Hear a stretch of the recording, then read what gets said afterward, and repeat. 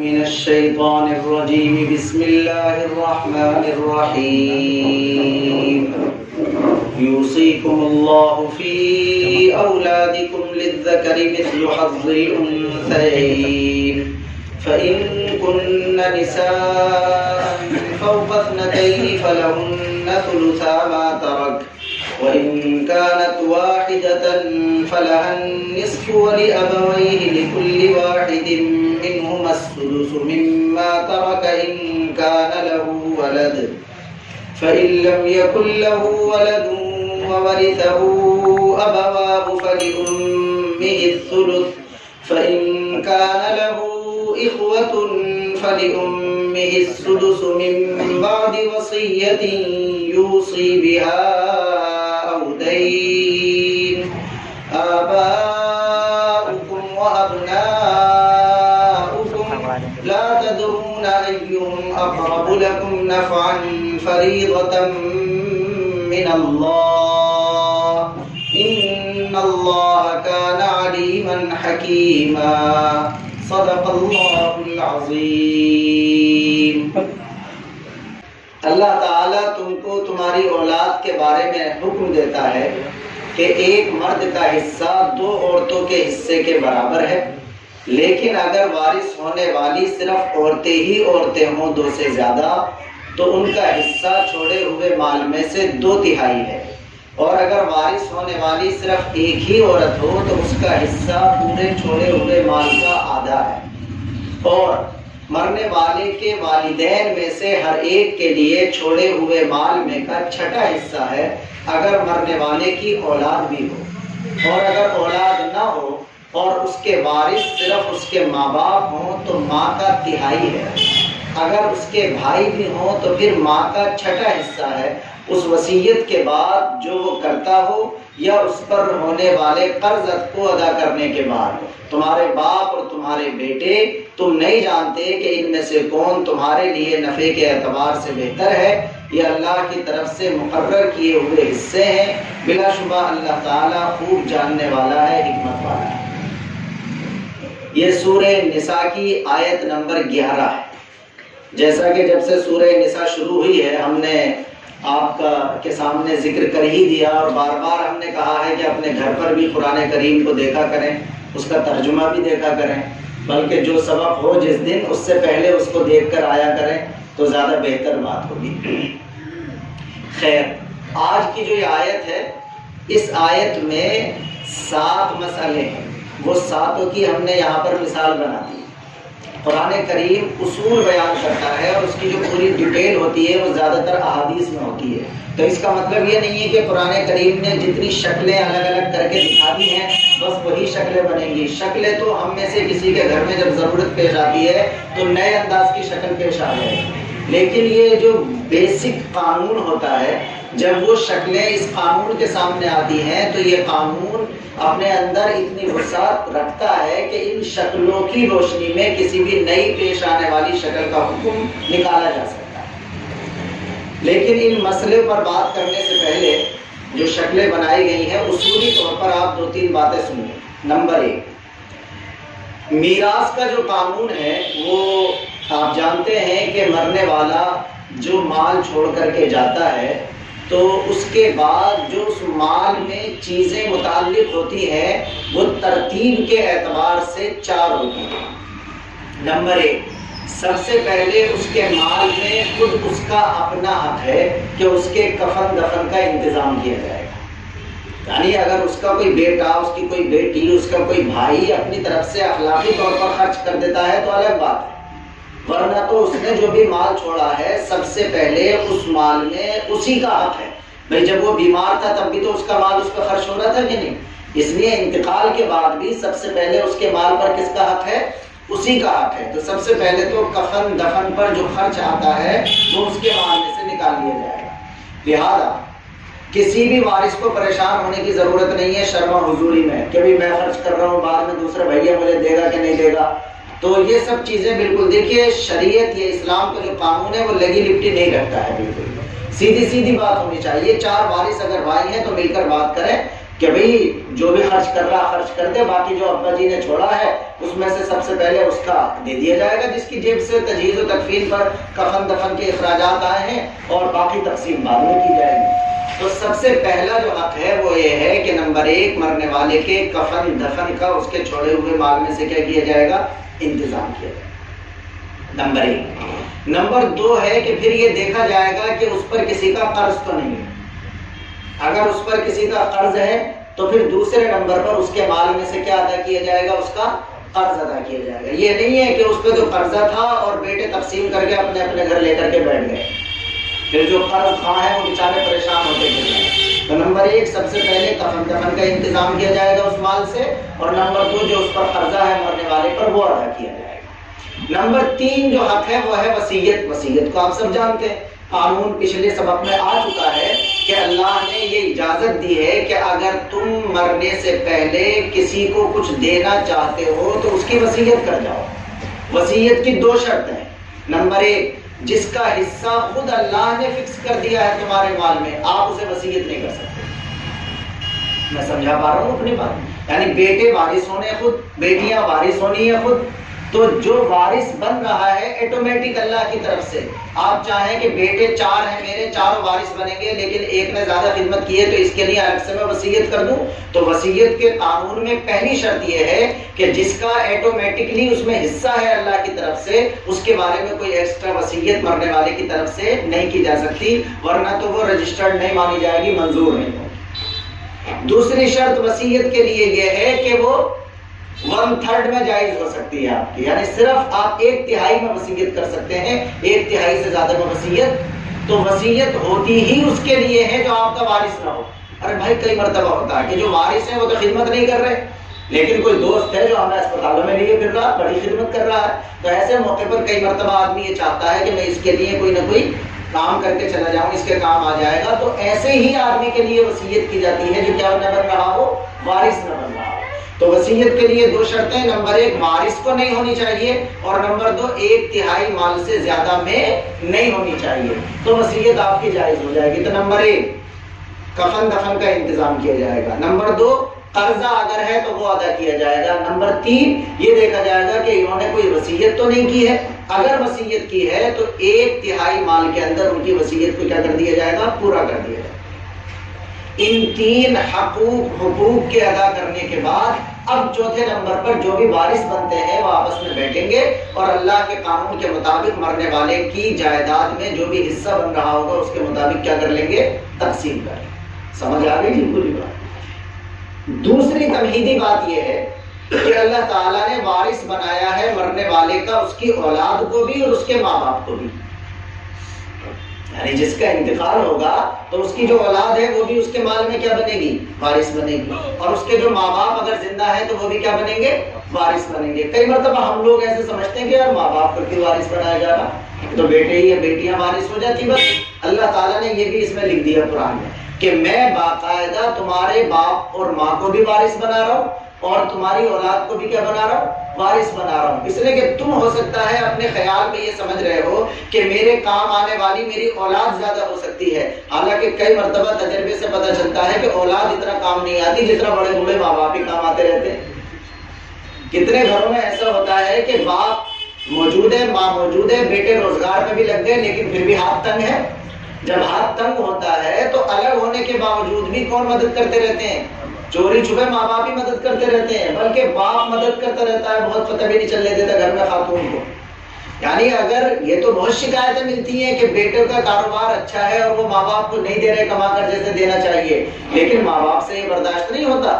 ماں باپ کے پاس تھوڑا بھی ہوتا ہے تو وہ کمزور والے کا تو اور زیادہ ہاتھ بٹاتے رہتے ہیں۔ تو اللہ تعالیٰ نے فرمایا کہ تم نہیں جانتے کہ تمہارے لیے تمہارے ماں باپ زیادہ مفید اور نفع بخش ہو سکتے ہیں یا تمہاری اولاد، اس وجہ سے تم اپنے دماغ سے اس چکر میں مت پڑو کہ بھئی میرے مال میں میرے ماں باپ کو وارث ہونا چاہیے یا میری اولاد کو وارث ہونا چاہیے۔ اللہ تعالیٰ نے اپنے قانون کے تحت ماں باپ کو بھی وارث بنا دیا اور اولاد کو بھی کیا بنا دیا؟ وارث۔ عام طور پر ماں باپ تو کم ہی وارث ہو پاتے ہیں، اس لیے کہ ان کا تو پہلے کیا ہو جاتا ہے؟ انتقال ہو جاتا ہے، لیکن اگر ان کا انتقال نہ ہو، وہ موجود ہوں، تو پھر وہ کیا بنیں گے؟ مال کے اندر وارث بنیں گے۔ ایک تمہیدی بات دوسری یہ تھی جو آپ کے سامنے آ گئی۔ تیسری بات جو یہیں پر آپ ذہن میں رکھیے وہ یہ ہے کہ جب ایک کیٹیگری کے مرد اور عورت جمع ہو جائیں، یعنی بھائی بہن، ماں باپ، بیٹا بیٹی، پوتا پوتی، یعنی مرنے والے سے جس درجے میں رشتہ لڑکے کا جڑ رہا ہے اسی درجے میں کس کا جڑے؟ لڑکی کا۔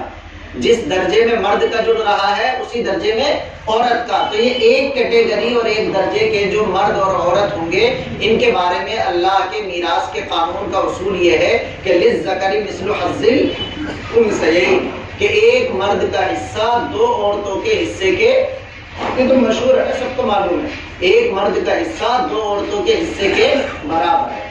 اس پر بھی لوگ اعتراض کرتے ہیں کہ شاید اسلام نے جو ہے نا عورت کی عزت گھٹا دی، کبھی عورت کو کم دلوا رہا، مرد کو زیادہ دلوا رہا۔ میں پچھلے اسباق میں بتا چکا ہوں کہ اعتراض کے لیے زبان کھولنا آسان ہے، لیکن پورا بیک گراؤنڈ میں نے قانون کا بتلایا ہے کہ باقاعدہ طور پر عورت کو تو ایز اے عورت میراث میں بالکل بھی حصہ نہیں دیا جاتا تھا، بلکہ بالکل محروم رکھا جاتا تھا۔ پچھلے سبق میں ہم نے بتایا عورت کو بھی میراث میں کوئی حصہ نہیں دیا جاتا تھا اور نابالغ اولاد کو بھی کوئی نہیں دیا جاتا تھا۔ اسلام نے دلوایا ہے تو اس پر تو کوئی تعریف نہیں کرتا اسلام کی، لیکن مرد کے مقابلے میں چونکہ اس کا حصہ آدھا رکھ دیا، اس پر سب اعتراض کرنے کے لیے کھڑے ہو جاتے ہیں کہ صاحب اسلام نے مرد کو زیادہ حیثیت دے دی، اسے پورا دلوا دیا، اور عورت کو اس کے مقابلے میں آدھا دیا۔ مائیں بہنیں بھی غور سے سنیں، اور اس وجہ سے اور یاد آ رہا کہ اب آپ اور غور کر لیں، ایسا ہونا چاہیے کہ یہ وہاں بھی دکھائی دے، ایسا بھی انتظام ہونا چاہیے کہ یہ وہاں بھی دکھائی دے۔ چلو اس پر بھی غور کریں گے، بات چیت کریں گے انشاءاللہ۔ اس لیے کہ اصل تو انہی کو بتلانا ہے یہ کہ بھات چھوچک اور جہیز کا چکر چھوڑے، جو اسپیشلی اللہ تعالیٰ نے رکھا ہے اسے لیں۔ اے بھیا ہمیں کچھ نہ چاہیے تجھ سے، ہمارا تو جو حق ہے وہ دے دے۔ تو یہ اسی وجہ سے میں محنت کر رہا ہوں کہ قرآن صرف ایصال ثواب کے لیے نہیں، دیکھ رہے ہیں کیسے قانون کی کتاب ہے، لیکن کسی کو پتہ ہی نہیں۔ تو اس کے بارے میں آپ ذہن میں رکھیں، ایک تو اسلام نے عورت کو حصے دار بنایا، دوسرے عورت کو جتنا بھی مل جائے فائدہ ہی فائدہ، یعنی انہیں یہ نہیں سوچنا چاہیے کہ ہمارا حصہ آدھا ہے، اس لیے کہ عورت پر اللہ تعالیٰ نے دوسرے کا خرچہ تو ڈالنا دور کی بات، اپنا خرچہ بھی نہیں رکھا، وہ تو جتنا بھی مل جائے فائدہ ہی فائدہ۔ عربی سمجھا پا رہا ہوں میں اپنی بات؟ عورت پر اللہ تعالیٰ نے کیا نہیں رکھے؟ اخراجات نہیں رکھے۔ جب وہ پیدا ہوگی بیٹی کی شکل میں تو اس کا خرچہ کس کے ذمہ ہے؟ باپ کے ذمہ۔ باپ کا بھی اگر خدا انتقال ہو جاتا ہے تو پھر اس کا خرچہ کس کے ذمہ آ جائے گا؟ بھائی کے ذمہ آ جائے گا۔ اس کی شادی ہو جائے گی تو پھر اس کا خرچہ کس کے ذمہ آ جائے گا؟ شوہر کے ذمہ۔ شوہر بھی چلا جائے گا، اس کا بیٹا ہوگا تو پھر اس کا خرچہ کس کے ذمہ آ جائے گا؟ بیٹے کے ذمہ۔ یعنی آپ یہ دیکھیں تو صحیح کہ عورت کو تو جتنا بھی مل رہا ہے وہ سارا کا سارا بالکل محفوظ ہو رہا۔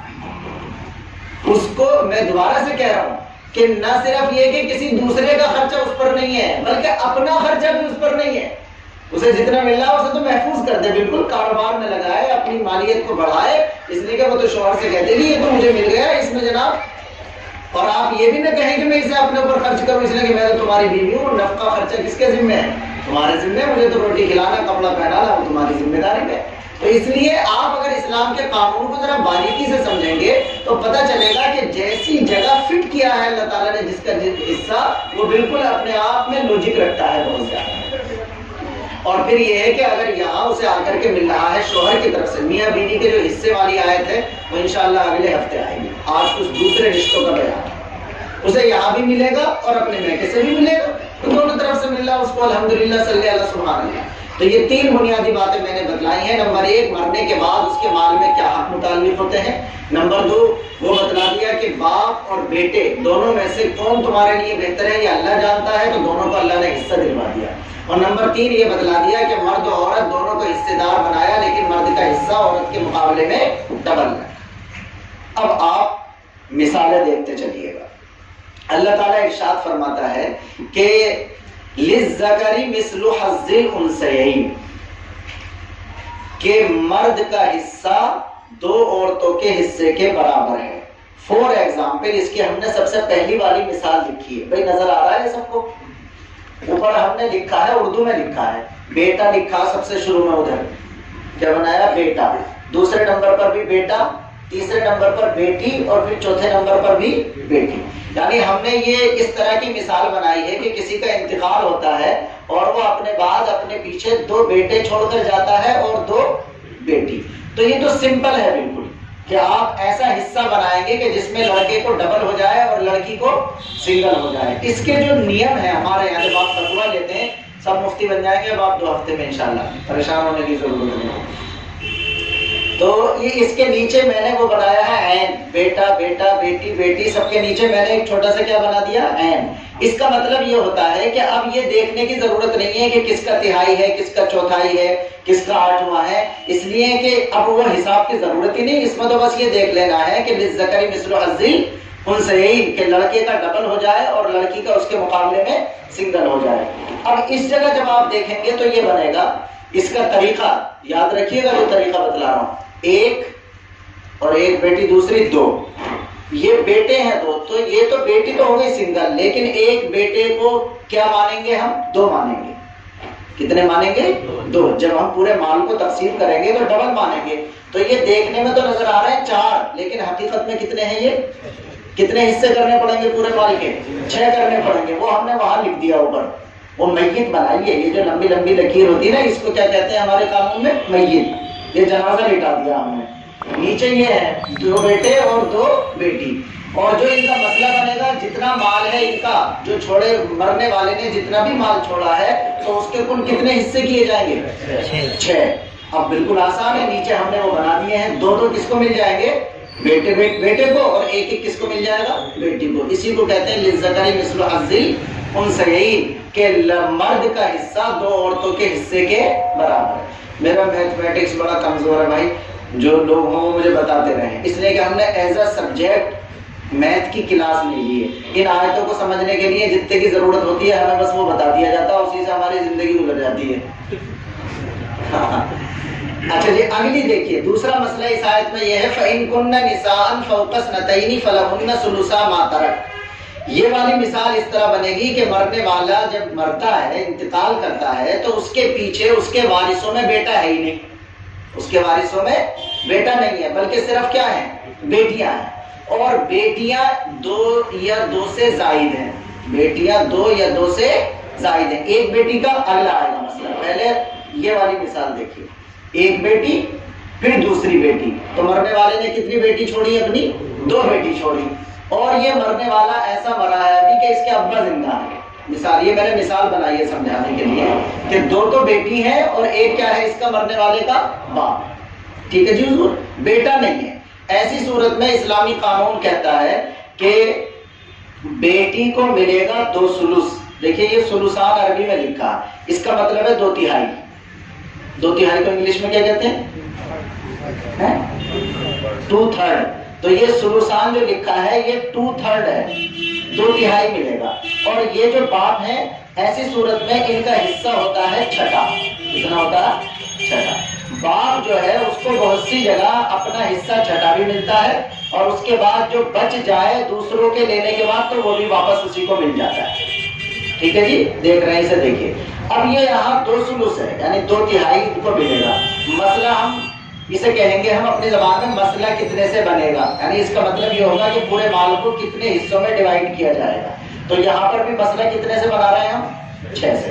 پورے مال کو کتنی جگہ تقسیم کریں گے؟ 6 جگہ. اور 6 کا جو 2/3 ہے وہ کتنا ہے؟ 4 ہے. 4 یہ مل گیا. باقی کتنا بچا ہمارے پاس؟ 2.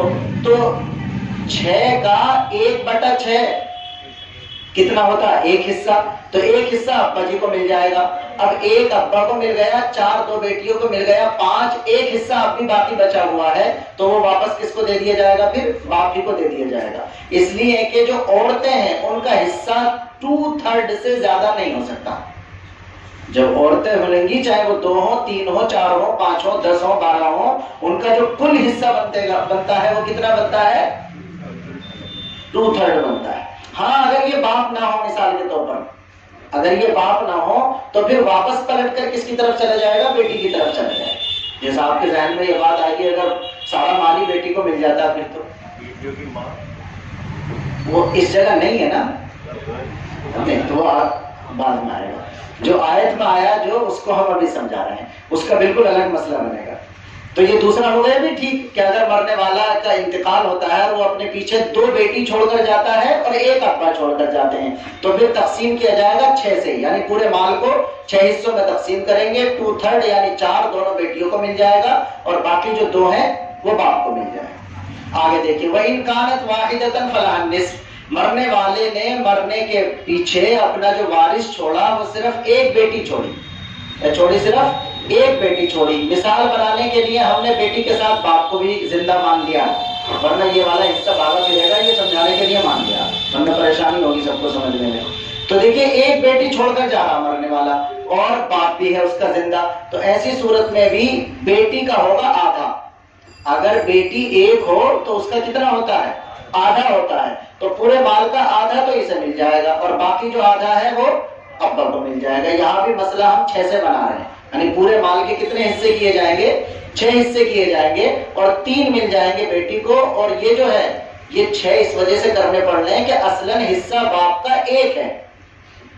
سمجھ رہے ہیں اس بات کو, اصلاً جو حصہ ہے وہ 1 ہے اور 1 یعنی چھٹا حصہ ہے. اور جب کسی میں آپ 6 حصے بنانا چاہیں تو کم از کم 6 جگہ تو تقسیم کرنا پڑے گا اس کو. تو چونکہ 1/6 ہے باپ کا حصہ تو 1/6 تو وہ مل گیا, باقی 2 بھاگے پھر رہے تھے حصے تو وہ بھی بعد میں ابا جی کو دے دیے جائیں گے. یہ 3 مثالیں ہو گئی. آگے دیکھیے وَلِأَبَوَيْهِ لِكُلِّ وَاحِدٍ مِّنْهُمَا السُّدُسُ مِمَّا تَرَكَ إِنْ كَانَ لَهُ وَلَدٌ. سن رہے بھائی, یہاں مسئلہ ہے باپ کا اور ماں کا. اس کا مسئلہ آ گیا باپ کا اور ماں کا. انتقال جس کا ہوا اس کا باپ ابھی زندہ ہے, باپ موجود ہے, تو باپ کو کتنا حصہ ملے گا.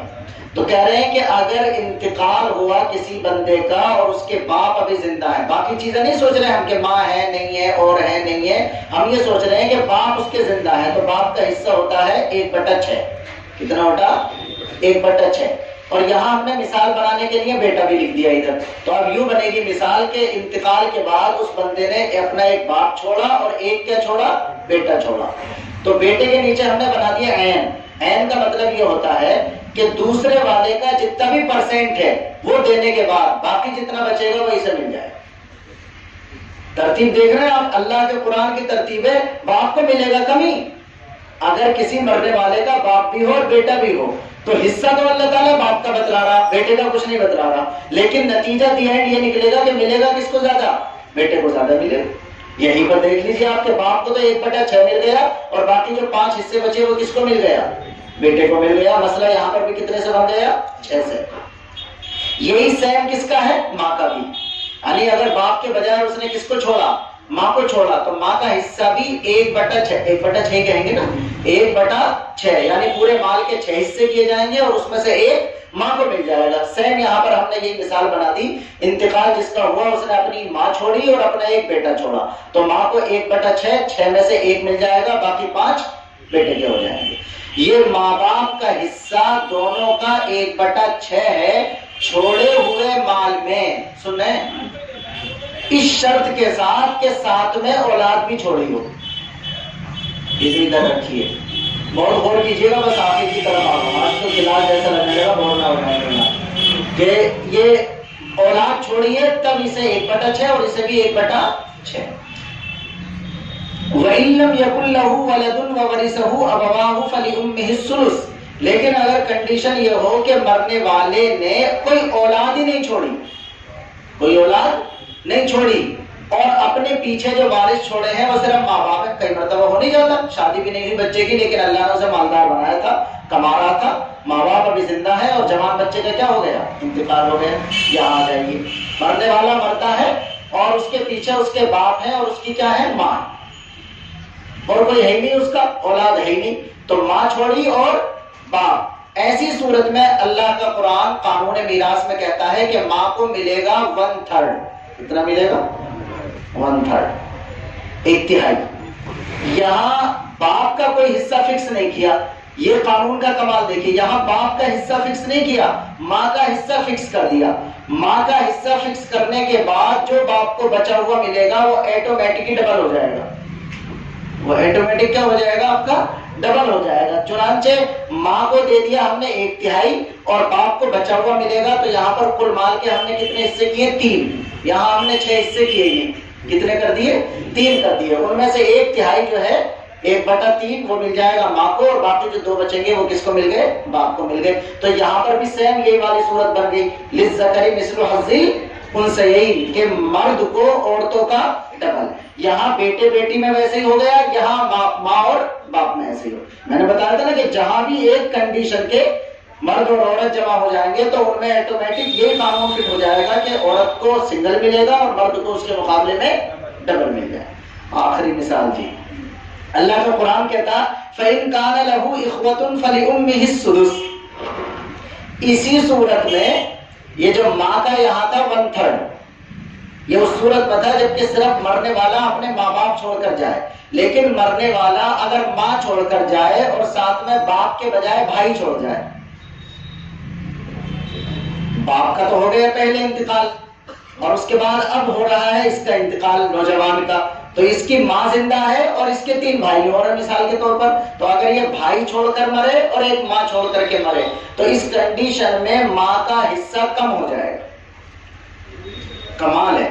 अरे भाई कम तो अल्लाह ताला यूं करेगा कि आप किसको दिलवाना है, उसमें से भाइयों को दिलवाना है कि नहीं? माँ का हिस्सा खुद ब खुद कम हो जाएगा। यहाँ था पूरे माल का 1/3 और यहाँ है पूरे माल का 1/6। अरे भाई 1/6 ज्यादा होता है 1/3 ज्यादा होता है? 1/3 तो ज्यादा होता है, तो ऊपर ज्यादा मिल रहा है और यहाँ उसके मुकाबले में क्या हो गया? कम हो गया। चुनांचे मिसाल हमने ये बनाई कि मरने वाले ने माँ छोड़ी और 5 हकीकी भाई छोड़े। 5 लिख लो, 3 लिख लो, 10 लिख लो, जितने चाहो लिख लो, तो मिसाल बनानी है। ये 5 मैंने इस वजह से लिखे ताकि तकसीम में परेशानी ना हो, चूंकि यहाँ 6 में से 5 बच रहे थे। चूंकि अगर मैं यहाँ लिख देता 7 भाई, सुन रहे हैं क्लास है, यहाँ लिख देता मैं 7 भाई और यहाँ हिस्से कितने बच रहे थे? 5, तो इसका फिर बटों के हिसाब में जाना पड़ता, यहाँ से यहाँ तक लिखना पड़ता मुझे। ऐसा नहीं है कि उसका हल नहीं है। अरे बच्चे जो मैथमेटिक्स का होमवर्क करते रहते हैं तो हमारे जैसे को तो उनकी कॉपी समझ में भी ना आती, यूं करके काटते पीटते चले जा, मगर हमें उनकी नहीं समझ में आती और उन्हें हमारी नहीं समझ में आएगी हमारा जो स्टाइल है हिसाब करने का। तो ऐसा नहीं है कि उसका हल नहीं है, हल तो हर चीज का है, हल तो हर चीज का है, इसी कानून में हल है। लेकिन यहाँ चूंकि सारा नहीं बताना था तो इस वजह से मैंने 5 ही लिख दिए। उसमें मुझे ये आफियत रही कि 6 से मसला बना दिया, चूंकि इसे 6ठा हिस्सा दिलवाना है माँ को, तो 6 का 6ठा हिस्सा 1 है, 1 रुपया तो इसको मिल गया, बाकी जो 5 रुपए बचे वो 5 भाइयों में बराबर बराबर क्या कर दिए जाएंगे? तकसीम कर दिए जाएंगे। ये इतनी सी आयत है जिसे तरावी में सुनकर खुश हो जाए लोग, और कुरान खानी में अपने घर बढ़वा के वो भी मिठाई भी खिला रहे हैं, नाश्ता भी करा रहे हैं, हमें कोई ना कुछ खिला पिला रहे हैं, इतनी अच्छी बात बता रहे। तो देखिए ये है कानून मीरास, मुकम्मल हो गया। ये 7 मसले हैं आज के, आप इसको महसूस कीजिएगा। लेकिन आखिरी एक चीज और बताता हूँ, थोड़ा सा आपको कोई एक साथी कैलकुलेटर निकालना है, आप प्रैक्टिकल कर लीजिए थोड़ा सा। ये जो सबसे पहली मिसाल है इसमें आप कोई भी मानिए कि जो मरने वाले ने मिसाल के तौर पर कितने रुपए छोड़े बताइए, कोई कुछ भी बता दीजिए। 60,000 लोग खड़े होइए, इस पे यहाँ लिखो पर 60,000।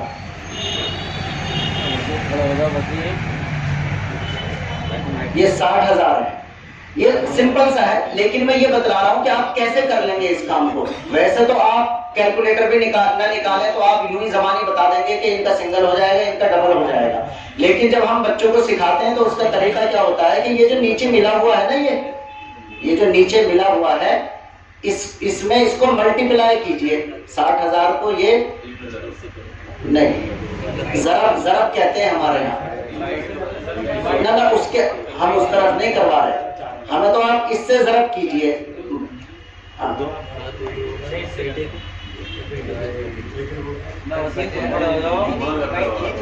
गुणा किसे कहते हैं? मल्टीप्लाई को। भाई मल्टीप्लाई तो इसका एक यही रहेगा ना, सेम यही रहेगा ना। अरे भाई थोड़ा सा खामोश करिए। ये 1 से अगर आप मल्टीप्लाई करते हैं तब भी सेम रहेगा, ठीक है? सेम यहाँ लिखिए 60,000, ऊपर को लिखिएगा, ऊपर से 1 से नीचे बिल्कुल करीब कर 60,000. تو گویا طریقہ یہ ہے چیک کرنے کا کہ کس کو کتنا ملے گا کہ جس کو جو پرسنٹ ملا ہوا ہے سب سے پہلے پورے مال میں اسے ملٹیپلائی کرنا ہے، اور پھر یہ جو اس کا رزلٹ آئے گا ملٹیپلائی کا جو نتیجہ نکلے گا اس کو ڈیوائڈ کرنا ہے اس جگہ سے 6 سے ڈیوائڈ کیجیے اسے.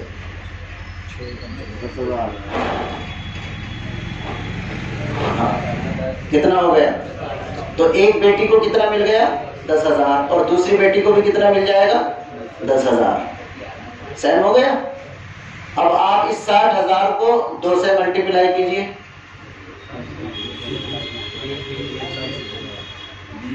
نہیں وہ تو آپ بتا رہے ہیں، میں وہ پورا کر کے دکھا رہا ہوں کہ کیسے کریں گے. کتنا ہو گیا یہ؟ 1,20,000 ہو گیا. اسے جو ہے 6 سے آپ ڈیوائڈ کر دیجیے. یہ بغیر لکھے بھی آپ کو سب کو سمجھ میں آ رہا تھا، لیکن طریقہ سمجھانے کے لیے میں نے یہ لکھوایا. اب بیٹھ جائیے آپ. طریقہ یہ ہے کہ جو نیچے یہاں ملا ہوا ہے ہم نے 6 حصے کیے تھے پورے مال کے اور اس میں سے لکھ دیا تھا 2 اس کو، 1 اس کو اور 2 اس کو. اب پورا مال آپ نے 60,000 لکھ دیا، آپ 75 لاکھ لکھ دیں، آپ کروڑ لکھ دیں، آپ 15 گز زمین لکھ دیں، آپ یہ لکھ دیں وہ لکھ دیں، جو چاہے آپ لکھ دیں. اس کا طریقہ یہ ہے چیک کرنے کا کس کو کتنے گز ملے گی زمین، کس کو کتنا کیا ملے گا، کہ اس سے تو ملٹیپلائی کیجیے جو نیچے ہند سے بنا ہوا. نیچے جو ہند سے کو کیا کہتے ہیں انگلش میں؟ یہ 1 2 3 جو لکھا رہتا ہے نمبر، تو جو نیچے لکھا ہوا ہے اس سے تو ملٹیپلائی ہوگا، اور وہ جو اوپر بنا ہوا ہے مسئلے کے اوپر اس سے ڈیوائڈ کر دیا جائے گا، تو جو نتیجہ رزلٹ نکلے گا وہ اس کا حصہ بن جائے گا. ایسے ہی ان سب میں جیسے بھی آپ کرنا چاہیں کر سکتے ہیں. ترجمہ دیکھیے. اللہ تعالیٰ تم کو تمہاری اولاد کے بارے میں یہ حکم دیتا ہے کہ مرد کا حصہ 2 عورتوں کے حصے کے برابر ہے، لیکن اگر صرف عورتیں ہوں 2 سے زیادہ تو ان کو چھوڑے ہوئے مال میں کا 2/3 ہے، اور اگر صرف ایک عورت وارث ہو تو اس کو چھوڑے ہوئے مال میں کا آدھا ہے، اور ماں باپ میں سے ہر ایک کا حصہ چھوڑے ہوئے مال میں سے 1/6 ہے اس صورت میں کہ اگر مرنے والے نے اولاد بھی چھوڑی ہو. اگر مرنے والے نے اولاد نہیں چھوڑی اور صرف اس کے ماں باپ ہی اس کے وارث ہیں تو ماں کا حصہ 1/3 ہے، لیکن اگر اس کے بھائی ہیں تو پھر ماں کا حصہ 1/6 ہے. اس وصیت کے بعد جو وہ وصیت کرے یا قرض کے ادا کرنے کے بعد. تمہارے باپ اور تمہارے بیٹے تم نہیں جانتے کہ ان میں سے کون تمہارے نفع کے زیادہ بہتر ہے. یہ اللہ کی طرف سے مقررہ حصہ ہے. بلا شبہ اللہ تعالیٰ خوب جاننے والا ہے، خوب حکمت والا ہے.